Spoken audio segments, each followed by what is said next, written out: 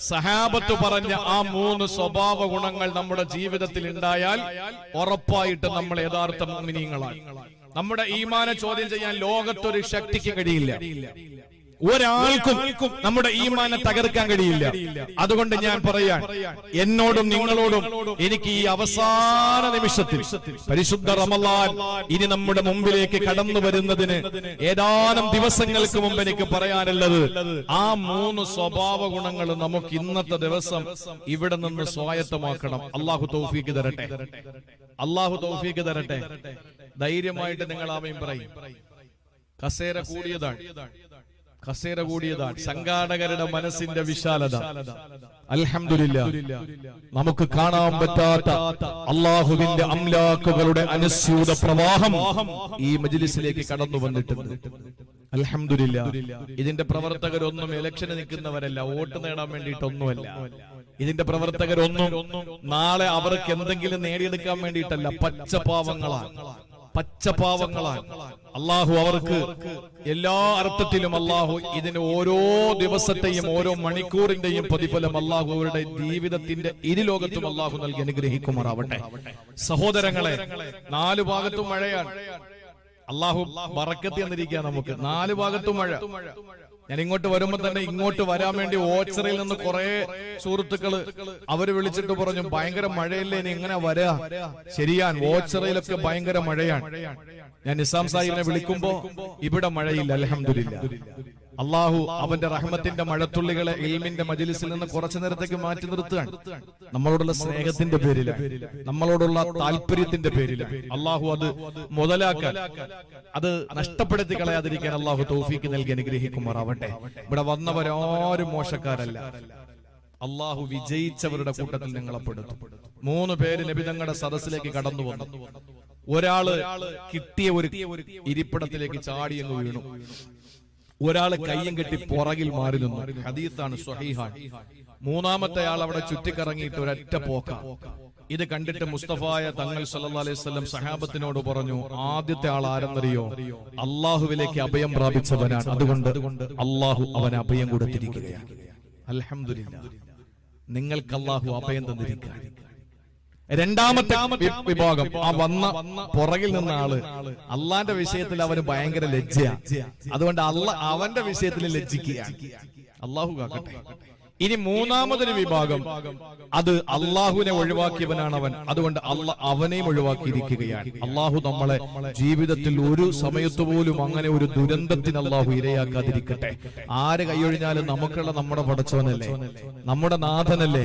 ആ നാഥൻ നമ്മളെ കൈയൊഴിഞ്ഞാലോ അള്ളാഹു നമ്മളെ കാത്തുരക്ഷിക്കട്ടെ. അതുകൊണ്ട് സഹോദരങ്ങളെ, അള്ളാഹുവിന്റെ പരിശുദ്ധമായ ഈ സദസ്സിൽ, ദീനിന്റെ സദസ്സിൽ, മജ്ലിസിൽ നമുക്ക് ഇൻഷാ അല്ലാഹ് എങ്ങനെ നമുക്ക് ഈമാൻ ഈ ദിവസങ്ങളിൽ നമുക്ക് ആർജവത്തോടുകൂടി അതിനെ നമുക്ക് നേടിയെടുക്കാൻ കഴിയും എന്നതിനെ സംബന്ധിച്ചൊന്ന് ചിന്തിക്കാം. 3 സ്വഭാവമാണ് സഹാബത്ത് പറഞ്ഞത്.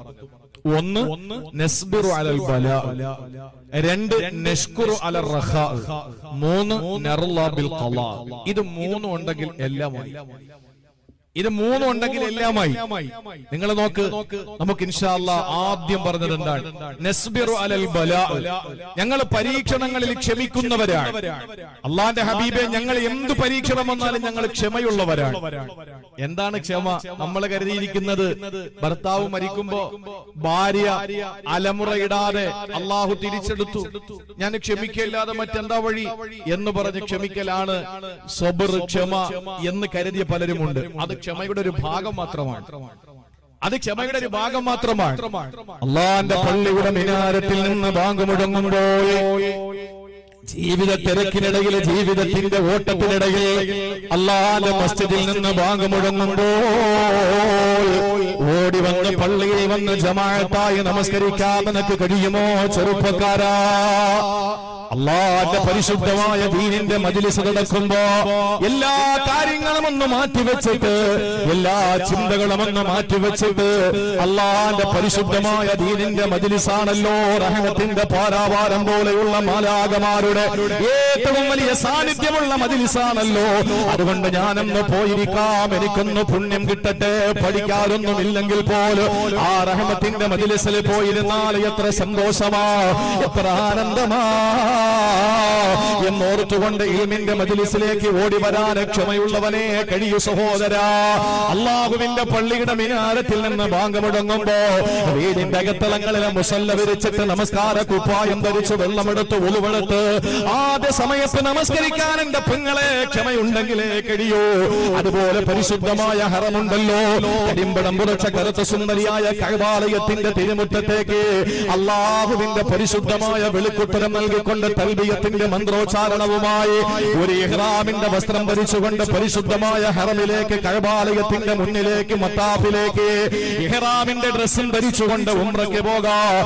അതുപോലെ തന്നെ ഹജ്ജിന് പോകാൻ ലക്ഷങ്ങൾ മുടക്കേണ്ടി വന്നാൽ പ്രശ്നമല്ലെന്ന് ചിന്തിക്കുന്നത് സഹോദരാ ക്ഷമയുള്ളവനാ. അധ്വാനിച്ച് രാവിലെ മുതൽ വൈകുന്നേരം വരെ പാടത്ത് പണിയെടുത്ത് അധ്വാനിച്ച് തനിക്ക് അല്ലാഹു നൽകിയ സമ്പത്തിൽ നിന്ന് 2.5% പാവപ്പെട്ടവന്റെ അവകാശമായിട്ട് കൊടുത്തുവിടുന്ന സക്കാത്തുണ്ടല്ലോ, അത് എന്തിനാണ് മറ്റുള്ളവനെയാണ് കൊടുക്കുന്നത്? ഇത് റബ്ബെനിക്ക് തന്നതല്ലേ, ഞാൻ കഷ്ടപ്പെട്ടുണ്ടാക്കിയതല്ലേ എന്ന ചിന്തയില്ലാതെ ഇതെനിക്ക് പടച്ചവൻ തന്ന സമ്പത്തിൽ നിന്ന് 2.5% അത് മാലിന്യമാണ്, അത് പാവപ്പെട്ടവന് കൊടുക്കുമ്പോഴാണ് എന്റെ സമ്പത്തിന് വിശുദ്ധി വരുന്നത്. ഈ ഒരു ചിന്തയോടെ സക്കാത്ത് കൊടുക്കാൻ എന്തേ മുതലാളിമാർക്ക് കഴിയാതെ പോകുന്നത്? അവർക്ക് ക്ഷമയില്ലാത്തതിന്റെ പേരിലാ. ഏതൊരാള് സക്കാത്ത് കൊടുത്താലും അല്ലാഹുവിനെ ക്ഷമ കൊടുത്തതിന്റെ പേരിലാ. അതുപോലെ സഹോദരങ്ങളെ, കല്ല് നിറഞ്ഞ് പൊന്നുന്ന കുപ്പി തന്റെ കൂട്ടുകാരന്റെ കയ്യിലിരിക്കുമ്പോ അത് പരസ്പരം അങ്ങോട്ടും ഇങ്ങോട്ടും അല്ലാഹുവിന്റെ പരിശുദ്ധമായ ഖുർആൻ തിരിച്ചറിയും നിഷിദ്ധമാക്കിയ ആ കള്ളിന്റെ കുപ്പി എടുത്തിട്ട് ചിയേഴ്സ് വിളിക്കുന്ന കൂട്ടുകാരുടെ മുമ്പ് ഇല്ല, എനിക്കതിൽ ഒരു തുള്ളി പാലം ചെയ്യാൻ കഴിയില്ലെന്ന് പറഞ്ഞുകൊണ്ട് അതിൽ നിന്ന് മാറി നിൽക്കാൻ ചെറുപ്പക്കാരാ, നിനക്ക് ക്ഷമയുണ്ടെങ്കിലേ കഴിയോ. നീ കോടീശ്വരനാണ്, നിന്റെ സമ്പത്തിൽ നിന്ന് കുറെ സമ്പത്ത് നീ പലിശയ്ക്ക് കൊടുക്കുകയാ.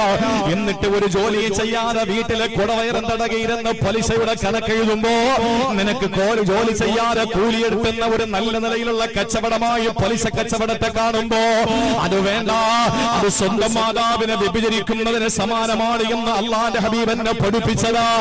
ആ പലിശയുടെ ഒരു നുള്ള ഭക്ഷണം എന്റെ മക്കൾ തിന്നാൽ അവരുടെ ഇരുലോകവും നഷ്ടമാണ് എന്ന ബോധ്യത്തോടെ പലിശയിൽ നിന്ന് മാറി നിൽക്കുന്ന പണക്കാരാ, നിനക്ക് ക്ഷമയുണ്ടെങ്കിലേ കഴിയൂ പൊന്നുമോനെ. അതുപോലെ സഹോദരങ്ങളെ, പരദൂഷണത്തിൽ നിന്ന് വ്യഭിചാരത്തിൽ നിന്ന് എല്ലാ തിന്മകളിൽ നിന്ന് മാറി നിൽക്കാൻ നിനക്ക് കഴിയണോ? നിനക്ക് ക്ഷമ വേണം. ഇതാണ് ക്ഷമ എന്ന് പറയുന്നത്. അല്ലാഹു നിർബന്ധമാക്കിയ അമലുകളെ ചെയ്യാൻ ക്ഷമ വേണം. അല്ലാഹു നിഷിദ്ധമാക്കിയ പാപങ്ങളിൽ നിന്ന് മാറി നിൽക്കാൻ ക്ഷമ വേണം. ഇതൊക്കെ ക്ഷമയാണ് സഹോദര. ആ ക്ഷമയുടെ കാര്യമാണ് ഞാൻ പറയുന്നത്. ഞങ്ങൾ പരീക്ഷണങ്ങൾ വരുമ്പോ ക്ഷമിക്കുന്നവരാണ് നബിയേ. ഈ പരീക്ഷണങ്ങൾക്ക് അപ്പുറത്ത് സഹാബത്ത് നേരിട്ട പരീക്ഷണങ്ങൾ എന്താ? പ്രിയമുള്ള സഹോദരങ്ങളെ, ബുദ്ധിമുട്ടുകളോ പ്രയാസങ്ങളോ പട്ടിണിയും കടന്നു വരുമ്പോ അബീ താലിബിന് പട്ടിണി കിടന്ന ഉപരോധം ഏർപ്പെടുത്തപ്പെട്ടപ്പോ എന്റെയും നിങ്ങളുടെയും ലോകത്തിന്റെയും നേതാവ് നബി മുഹമ്മദ് മുസ്തഫ, ഇവിടുത്തെ ഹൈന്ദവന്റെ നേതാവ് നബി മുഹമ്മദ് മുസ്തഫ, ഇവിടുത്തെ ക്രൈസ്തവന്റെ നേതാവ് നബി മുഹമ്മദ് മുസ്തഫ, ലോകത്തിന്റെയും അചേതന സചേതന വസ്തുക്കളുടെ നേതാവ് നബി മുഹമ്മദ് മുസ്തഫ, ആകാശത്തിന്റെയും ഭൂമിയുടെയും മാമലകളുടെയും സാഗരങ്ങളുടെയും സ്വർഗത്തിന്റെയും നരകത്തിന്റെയും ജിന്നുകളുടെയും മനുഷ്യന്റെയും അർശിന്റെയും കുർസിന്റെയും ലോഹിന്റെയും കലമിന്റെയും ഈ ലോകം അല്ലാത്ത എല്ലാത്തിന്റെയും സെട്ടിപ്പിന് കാരണക്കാരനായ, അല്ലാത്ത എല്ലാത്തിന്റെയും സെട്ടിപ്പിന് കാരണക്കാരനായ അൽ ആലം എന്ന് പറഞ്ഞാലും മാസിവൽ ബാരി, അല്ലാത്തതിനെയാണ് ആലം എന്ന് പറയുക. അല്ലാത്ത എല്ലാത്തിന്റെയും സെട്ടിപ്പിന് കാരണക്കാരനായ നബി മുഹമ്മദ് മുസ്തഫ അബീ താലിബിന് പട്ടിണി കിടക്കുമ്പോ ഉപരോധം ഏർപ്പെടുത്തപ്പെട്ടപ്പോ വെള്ളം കുടിക്കാനില്ലാതെ പാടുപെട്ടപ്പോ സഹോദരങ്ങളെ, കൂടെ ഉണ്ടായിരുന്നവരെ ക്ഷമിച്ചവരാ. ഒരു നേരത്തെ ഭക്ഷണം കഴിക്കാൻ വകയില്ലാതെ പാടുപെട്ട സഹാബത്തുണ്ടായിരുന്നു. ആ ക്ഷമയല്ല സഹാബത്ത് അല്ലാഹുവിന്റെ ഹബീബിനോട് പറഞ്ഞ വാക്കിലുണ്ട്, നബിയേ ഞങ്ങളെ പരീക്ഷണങ്ങളെ ക്ഷമിക്കുന്നവരാ. ഞാൻ ക്ഷമയെപ്പറ്റി കൂടുതൽ പറയുന്നില്ല, വിഷയം വിശാലമാണ്, സമയം ചുരുക്കമാണ്, എന്റെ അറിവും പരിമിതമാണ്. സഹോദരങ്ങളെ, ക്ഷമയെന്ന് പറഞ്ഞാൽ എല്ലാം കൂടെ പറയാൻ നമുക്ക് സമയമില്ല. പക്ഷെ പറയാതിരിക്കാൻ നിവൃത്തിയില്ലാത്തൊരു കാര്യമുണ്ട്. ഏതെന്നറിയോ? എന്നെ കേൾക്കുന്ന എന്റെ സഹോദരിമാരെ, എന്റെ സഹോദരങ്ങളെ, ജീവിതത്തിൽ എന്തെങ്കിലും ഒരു പരീക്ഷണം നിങ്ങൾക്ക് നേരിട്ടാൽ, അത് മക്കളുടെ രോഗമാകാം, അത് ഭർത്താവിന്റെ അസുഖമാകാം, അത് പ്രിയപ്പെട്ട ഭാര്യയുടെ തളർന്നു പോകുന്ന രോഗമാകാം. സഹോദരങ്ങളെ, ഏത് പരീക്ഷണങ്ങൾ നമ്മൾ നേരിടുമ്പോൾ പടച്ചവനാണ് മറ്റൊരു മഖ്ലൂഖിനോടത് പറയല്ലേ, ഒരു ഇബാദിനോടും അത് പറയല്ലേ. എന്തുകൊണ്ടെന്നറിയോ?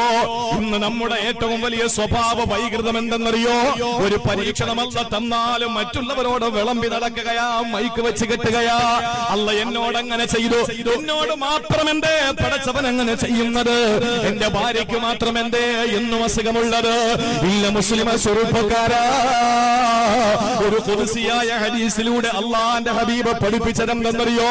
അല്ല പറയുന്നത്രേ, എന്റെ ഇബാദുകൾക്ക് ഞാൻ എന്തെങ്കിലും ഒരു ചെറിയ പരീക്ഷണം കൊടുത്താൽ, ഒരു ചെറിയ തലവേദന കൊടുത്താൽ, ഒരു ചെറിയ പനി കൊടുത്താൽ, ഒരു ചെറിയ ജലദോഷം കൊടുത്താൽ, അവര് നാട് നീളെ എന്നെ പറ്റി പറഞ്ഞു നടക്കുകയാണ്, പരിഭവം പറയുകയാ. എന്നിട്ട് അല്ല പറയുന്നു, എന്നാൽ എനിക്കെതിരെ അവര് പ്രവർത്തിക്കുന്ന ധിക്കാരമുണ്ടല്ലോ, വലിയ വലിയ മോശമായ പ്രവർത്തനങ്ങൾ എനിക്കെതിരെ ചെയ്യുമ്പോ ഇന്ന് വരെ ഞാൻ എന്റെ മുഖറബീങ്ങളായ മലക്കുകളോടും പറഞ്ഞിട്ടില്ല, എന്റെ മുഖറബീങ്ങളായ മലായിക്കത്തുകളോട് പോലും പറഞ്ഞിട്ടില്ല. നോക്കൂ സഹോദരങ്ങളെ, നമ്മൾ എന്തെല്ലാം തെറ്റുകൾ ചെയ്തു അല്ല ആരോടെങ്കിലും പറഞ്ഞോ? ഈ കാലഘട്ടത്തില്, ഈ 2022 മാർച്ച് മാസത്തിന്റെ അവസാന സമയത്ത് ഞാൻ പറയുകയാണ്, ഒരു ഭർത്താവിന്റെ രഹസ്യം മുഴുവനും ഭാര്യ അല്ല അറിയിക്കുമായിരുന്നെങ്കിൽ എവിടെയാണ് കുടുംബജീവിതത്തിന്റെ ഊഷ്മളതയുള്ളത്? എവിടെയാ കുടുംബജീവിതം ശാശ്വതമാകുന്നത്? എന്നേ ശിഥിലീകരിച്ചേനെ, എന്നേ ശൈഥില്യത്തിലെത്തിയനെ. സംശയമുണ്ടോ? ഒരു ഭാര്യയുടെ രഹസ്യം മുഴുവനും ഭർത്താവിനല്ല അറിയിച്ചു കൊടുത്തെങ്കിൽ മലായിക്കത്തിന്റെ കാര്യം വിട്, അള്ളാഹു മലായിക്കത്തിനോട് പറയുന്ന കാര്യം വിട്. നമ്മുടെ കൂട്ടത്തിലുള്ള ഒരാളോട് നമ്മുടെ ന്യൂനതകളല്ല പറഞ്ഞെങ്കിൽ ആരുടെ കൈപിടിച്ചു മുട്ടാനാ നമ്മൾ നിൽക്കുക? ആരെ മുസാഫഹത്ത് ചെയ്യാനാ നമ്മൾ ശ്രമിക്കുക? സഹോദരങ്ങളെ, ഞാൻ ചെയ്യുന്ന തിന്മകൾ അല്ലാഹു ആരോടും പറയുന്നില്ലല്ലോ. നിങ്ങൾ ചെയ്യുന്ന തിന്മകളും അല്ലാഹു ആരോടും പറയുന്നില്ല. അല്ല പരിതപിക്കുകയാണ്. എന്നിട്ട് എന്തേ എന്റെ ദാസന്മാരെ ഞാൻ കൊടുക്കുന്ന പരീക്ഷണങ്ങൾ നാട് നീളെ പറഞ്ഞു നടക്കുന്നു?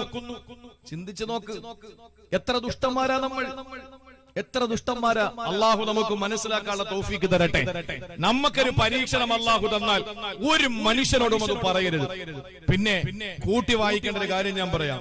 മഹാന്മാരായ സാദാത്യങ്ങൾ വരും, മഹാന്മാരായ പണ്ഡിതന്മാർ വരും, ഇൽമും അതുപോലെ പിന്നെ ഈ സയ്യിദ് എന്ന് പറയുന്ന പദവിയൊന്നും ഇല്ലാത്ത സാലിഹീങ്ങളുണ്ട് നമ്മുടെ നാട്ടില്. ഇരിക്കുന്നവരില് എത്രയോ സാലിഹീങ്ങൾ ഉണ്ടാവും, ഒരു മനുഷ്യനെ ഉപദ്രവിക്കാത്ത, ഒരു മനുഷ്യനെ പറ്റി ഒന്നും പറയാത്ത, ഹൃദയത്തിൽ വക്രതകളൊന്നും ഇല്ലാത്ത, ആരെയും കുറ്റപ്പെടുത്താത്ത, വിമർശിക്കാത്ത, ഒറ്റപ്പെടുത്താത്ത, അവരവരുടെ കാര്യം നോക്കി എന്തെങ്കിലും നന്മകൾ ചെയ്യാൻ പറ്റുമെങ്കിൽ ചെയ്ത് അൽഹംദുലില്ലാഹ് സ്വർഗത്തിൽ പോകാൻ വേണ്ടിയിട്ട് അള്ളാഹുവിലേക്ക് ഖേദിച്ച് മടങ്ങുന്ന എത്ര സാലിഹീങ്ങൾ ഉണ്ടാവും. നമുക്കുള്ള നേട്ടാതാ സഹോദരങ്ങളെ.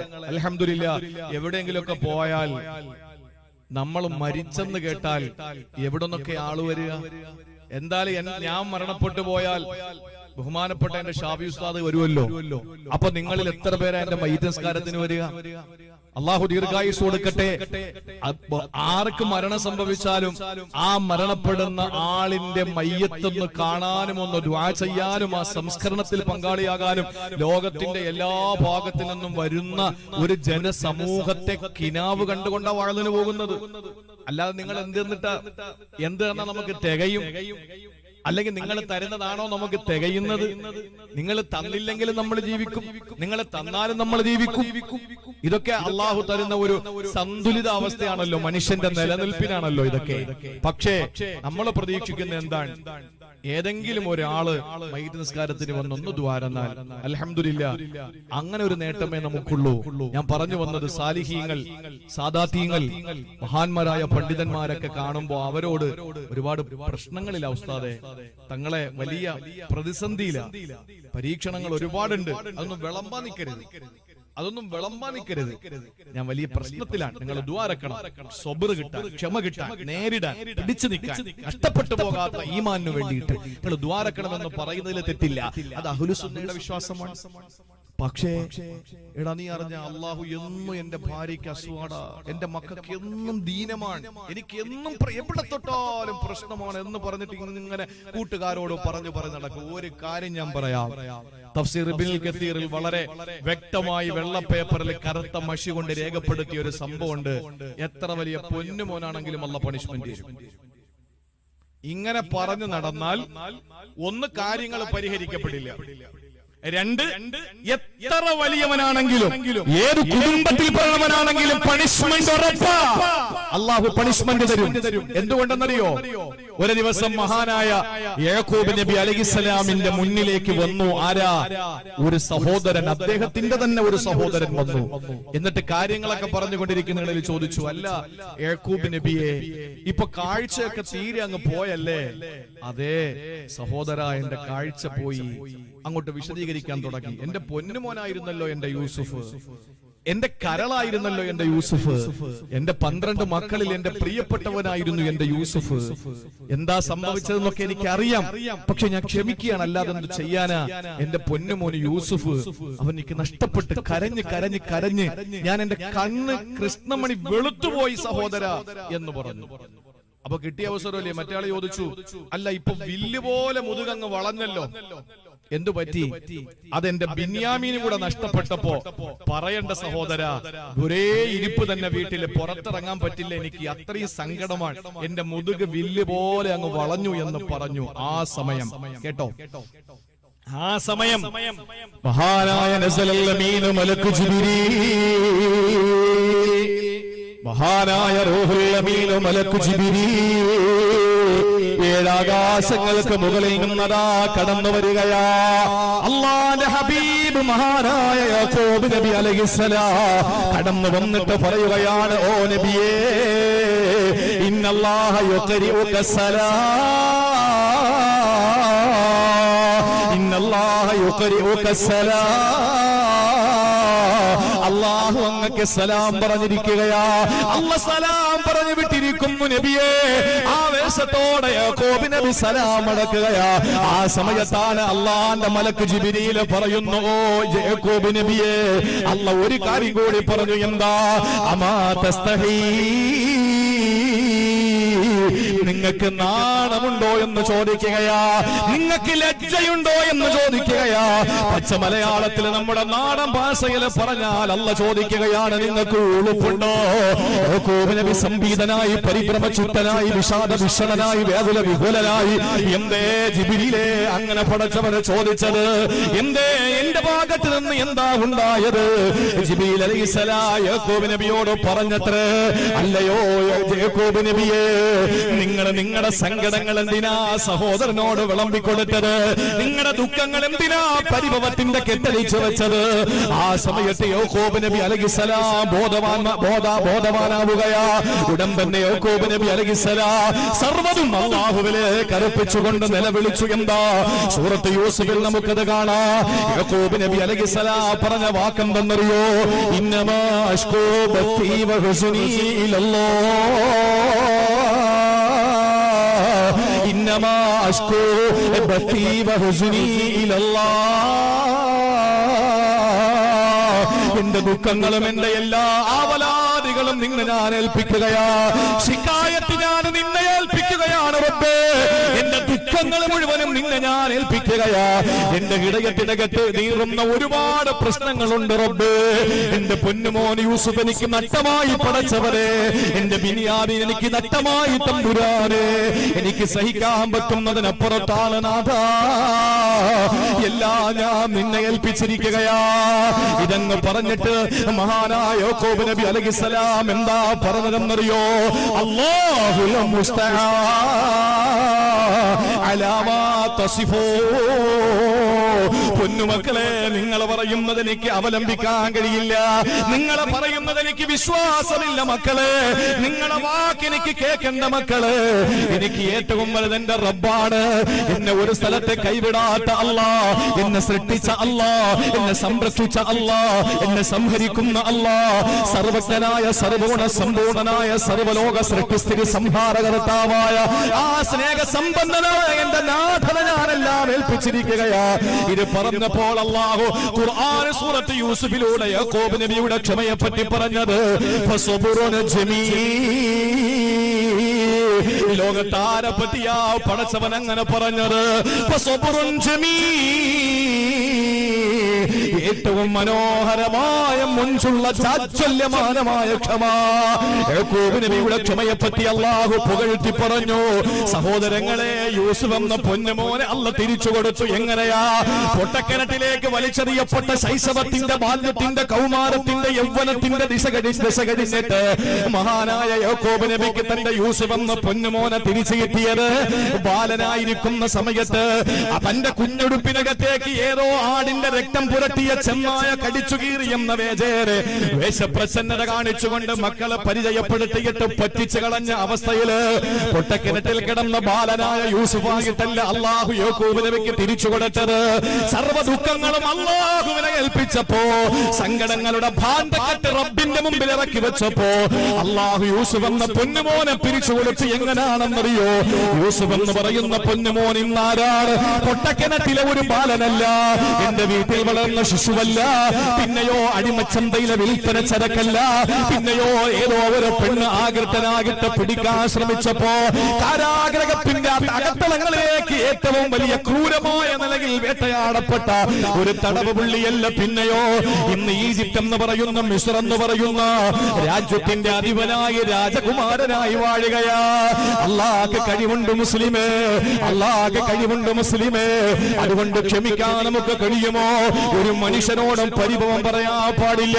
അല്ലാഹു തരുന്ന പരീക്ഷണങ്ങളെ നെഞ്ചുറപ്പോടെ സ്വീകരിച്ചുകൊണ്ട് പാതിരാത്രിയുടെ നിശബ്ദതകളിൽ അല്ലാഹുവിന്റെ മുമ്പിൽ പൊട്ടിക്കരഞ്ഞ് പറമ്പങ്ങള് അല്ലാഹുവിന് വേണ്ടി പാതിരാ നമസ്കാരം നിർവഹിക്കാൻ നിനക്ക് കഴിയോ?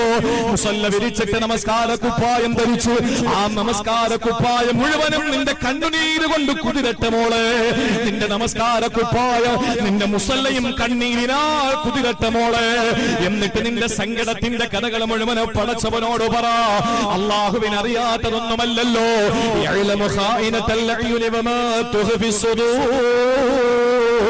ഒളിക്കണ്ണുകൊണ്ടുള്ള നോട്ടമറിയുന്ന അല്ലാഹ്, വാരിയെല്ലിനാൽ മൂടപ്പെട്ട ഹൃദയത്തിന്റെ ചലനമറിയുന്ന അല്ലാഹ്, കല്ലിടുക്കിലെ പുൽക്കൊടിക്ക് പോലും കുടിനീര് കൊടുക്കുന്ന അല്ലാഹ്, പാതിരാത്രിയുടെ നിശബ്ദതയിലെ കോൺക്രീറ്റ് സൗധത്തിന്റെ ഉള്ളിൽ കിടക്കുന്ന മനുഷ്യന്റെ ഹൃദയത്തിന്റെ തുടിപ്പറിയുന്ന അല്ലാഹ്, വലിയ വലിയ കറുത്ത പാറക്കെട്ടുകളുടെ ഇടയിലൂടെ നടന്നു പോകുന്ന കൊച്ചു ഉറുമ്പിന്റെ കാലിന്റെ ചലനമറിയുന്ന റബ്ബ്, ആ പടച്ചവനെ ഏൽപ്പിക്കുമോളെ. അല്ലാഹു സുബഹി വരെയാക്കില്ല. ആ സെക്കൻഡിൽ ഇന്നമാ അംറുഹു ഇദാ അറാദ ശൈഅൻ അൻ യഖൂല ലഹു കുൻ ഫയകൂൻ. അല്ലാഹു അവന്റെ ഖുദ്റത്തും ഇറാദത്തും ലിങ്കാകുന്ന ഒരു സെക്കൻഡിന്റെ നിമിഷാർദ്ധം മതി. അല്ലാഹു എന്തെങ്കിലും ഒന്ന് ഉദ്ദേശിച്ചാൽ സ്വാഹിബു കുന്നായ അല്ലാഹ്, കാഫിന്റെ നൂനിന്റെ ഇടയിൽ പ്രവർത്തിക്കുന്ന അല്ലാഹ്, ഏതെങ്കിലും ഒരു കാര്യം തീരുമാനിച്ചാൽ ഒരു നിമിഷാർദ്ധത്തിന്റെ മുമ്പിൽ വെച്ച് അല്ലാഹു അതിനെ സാധിപ്പിച്ചു തരും മോളെ. സങ്കടങ്ങൾ അല്ലാഹുവിനോട് പറയണം. ബാക്കിയുള്ളവരോട് സങ്കടങ്ങൾ മാറാൻ ദ്വാരക്കാനാ പറയേണ്ടത്. എന്ന് വെച്ചിട്ട് ഞാൻ മുജാഹിദൊന്നും അല്ല, നിങ്ങൾ അങ്ങനെ ചിത്രീകരിക്കൊന്നും വേണ്ട. 916 സുന്നിയ. ഞാൻ പറയുന്നത്, ജീവിതത്തിൽ പരീക്ഷണങ്ങളും പ്രതിസന്ധികളും ബുദ്ധിമുട്ടുകളും ദുഃഖങ്ങളും ഒക്കെ വരുമ്പോ നമുക്ക് തീർക്കാൻ അല്ലാഹുവേ ഉള്ളൂ. ഇങ്ങോട്ട് അല്ലാഹു ഇട്ടു തരും.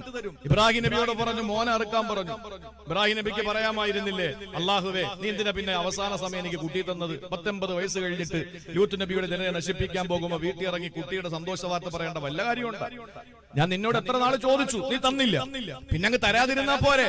നീ അവസാന നിമിഷം തന്നിട്ട് അതിനെ അറുക്കണമെന്ന് പറഞ്ഞാൽ നീ പറഞ്ഞത് കേട്ടില്ലേ? ഞാൻ അല്ലാഹുവേ നീ കൊണ്ടുവന്ന് ഉപേക്ഷിക്കാൻ പറഞ്ഞപ്പോ ഞാൻ ഉപേക്ഷിച്ചില്ലേ? ഇപ്പൊ നീ എന്നോട് പറയാണ് നിന്റെ മോൻ അറുത്തു കൊടുക്കണം. കൊടുക്കാൻ. എന്താ പടച്ചോനെ നീ ഇത് പറയുന്നത് എന്ന് പറഞ്ഞോ? ഇല്ല, എന്ന് പറഞ്ഞില്ല. അറുക്കാൻ പറഞ്ഞപ്പോൾ ഇബ്രാഹിം നബി അലൈഹിസ്സലാം മനുഷ്യനാഗരികതയുടെ പ്രപിതാമകന് സയ്യിദുനാ ഖലീലുല്ലാഹി ഇബ്രാഹിം നബി അലൈഹിസ്സലാം ആ സെക്കൻഡിൽ തീരുമാനമെടുത്തു തന്റെ മോനെ മിനാ താഴ്വരയിൽ മലത്തിക്കിടത്തിക്കിട്ട് കഴുത്തിലേക്ക് കത്തിവെക്കാൻ. ആ സമയത്ത് ഇബ്രാഹിം നബി അലൈഹിസ്സലാമിനോട് അല്ലാഹ് പറഞ്ഞു, ഇബ്രാഹിമേ, വല്ലാത്ത വിജയമാണല്ലോ നിനക്ക് കിട്ടിയിരിക്കുന്നത്. നീ വിജയിച്ചു ഇബ്രാഹിമേ. മക്കളില്ലാതിരുന്ന് മക്കളെ കൊടുത്തപ്പോ ആ കുട്ടിയെ അറുത്തു കൊടുക്കാൻ പറഞ്ഞപ്പോ അല്ലാഹു തആല എന്താ ചെയ്തത്?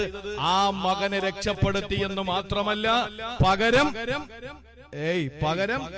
ഇസ്ഹാഖ് നബി കൂടെ കൊടുത്തവനാണ് അല്ലാഹ്. ഒരു മകൻ ഇല്ലാതിരുന്ന സങ്കടം ആ മകനെ കൊടുത്തപ്പോ, ആ മകനെ അറുത്തു കൊടുക്കാൻ പറഞ്ഞപ്പോ അത് തീരുമാനമെടുത്ത ഇബ്രാഹിം നബി അലൈഹിസ്സലാമിന് അല്ലാഹു തആല ഇബ്രാഹിം നബിക്ക് ഇസ്മായിൽ എന്ന മകനെ തിരിച്ചു കൊടുത്തു എന്ന് മാത്രമല്ല, പകരം അല്ലാഹു ഒന്നുകൂടി കൊടുത്തു. ഏതാ? ഇസ്ഹാഖ് നബി അലൈഹിസ്സലാം. അതാണ് അല്ലാഹു. അതുകൊണ്ട് സങ്കടങ്ങൾ വരുമ്പോ, പ്രയാസങ്ങൾ വരുമ്പോ നമുക്ക് പറയാൻ നമ്മുടെ മുന്നിൽ നമ്മുടെ പടച്ചവനില്ലേ സഹോദരിമാരെ? എന്താ റബ്ബ് കേൾക്കാത്തത്? അവൻ ഇഷ്ടമാണ്. അപ്പൊ എന്തെങ്കിലുമൊക്കെ പരീക്ഷണം വരുമ്പോ നമ്മൾ ചിന്തിക്കും, എന്താടാ എന്നോട് മാത്രം ഇങ്ങനെ, അള്ളാഹു എന്തങ്ങനെ? നമ്മൾ പലപ്പോഴും പ്രസംഗങ്ങളിൽ കേട്ടിട്ടുണ്ട്, അള്ളാഹുവിന് ഇഷ്ടമുള്ളവരോട് പരീക്ഷണം കൊടുക്കും, അള്ളാഹ് ഇഷ്ടപ്പെടുന്നവരെ പരീക്ഷിച്ചുകൊണ്ടിരിക്കും. ഇതൊക്കെ നമ്മൾ കേട്ടു. എന്താ അങ്ങനെ? അതെന്താ അങ്ങനെ? ഞാൻ പറഞ്ഞുതരാം. ഇപ്പൊ ഇതില് ഏകദേശം മക്കളുള്ളവരുണ്ട്, പേരമക്കളുള്ളവരുണ്ട്, മക്കളില്ലാത്തവരും കാണും, കല്യാണം കഴിക്കാത്തവര്. നിങ്ങളൊന്ന് നോക്ക്, അല്ലാഹു റബ്ബുൽ ഇസ്സത്ത് നമുക്ക് തന്ന നമ്മുടെ മക്കളോട് സ്നേഹമില്ലാത്ത ആരെങ്കിലും ഉണ്ടോ? അങ്ങനെ ഒരുത്തണ്ടായി തൊടുപുഴയിൽ ഒരു കളവുണ്ടായി. അയാൾക്ക് മട്ടൻ കറി കൊടുത്തില്ല എന്ന് പറഞ്ഞ് മോന്റെ ഭാര്യയും 2 പേരക്കുട്ടികളെയും തീയിട്ട് കൊന്നു കളഞ്ഞു. ഇപ്പൊ എന്താ സംഭവിക്കാൻ പോണെന്ന് പറഞ്ഞാൽ, ഇപ്പം 10-70 വയസ്സ് തോന്നിക്കും, 70 വയസ്സുണ്ട്, അത് തോന്നിക്കുകയും ചെയ്യും. ഇയാളുടെ ശിക്ഷ കഴിഞ്ഞ് പുറത്തിറങ്ങുമ്പോഴേക്ക് ഒരു 30 വയസ്സുള്ള നല്ല മൊഞ്ചനായിട്ട് വരും. നമ്മുടെ ജയിലുകളുടെയും നമ്മുടെ നിയമങ്ങളുടെയും ഒരു മോശപ്പെട്ട ഒരു രീതി അങ്ങനെയാണ് അല്ലേ? എങ്ങനെ ക്രിമിനലുകൾ ഉണ്ടാവുന്നത്? ഇവിടെ ഒരു കേടി, ഒരു പയ്യൻ, അവൻ കുഴപ്പക്കാരനാണ്, കഞ്ചാവാണ്, കള്ളുകുടിയനാണ്. ഒരു പെണ്ണും അവൻ ആരും കെട്ടിച്ചു കൊടുക്കില്ല, ഒരു വീട്ടിലും അവനെ കേറ്റില്ല, ഒരു സ്ഥലത്തും അവന് നിലനിൽപ്പില്ല, ജോലി ആരും കൊടുക്കില്ല. അപ്പൊ യമൻ ചിന്തിക്കട, അപ്പൊ അങ്ങനെ നടന്ന പിന്നെ തിന്നുന്നത് എങ്ങനെയാ? മോഷ്ടിച്ച്, ഒരു പരിധി വരെയൊക്കെ മോഷ്ടിച്ചു. പക്ഷെ എല്ലാ വീട്ടിലും CCTV ക്യാമറ ഉണ്ട്, അതുകൊണ്ട് ഇപ്പൊ മോഷണോ നടക്കില്ല.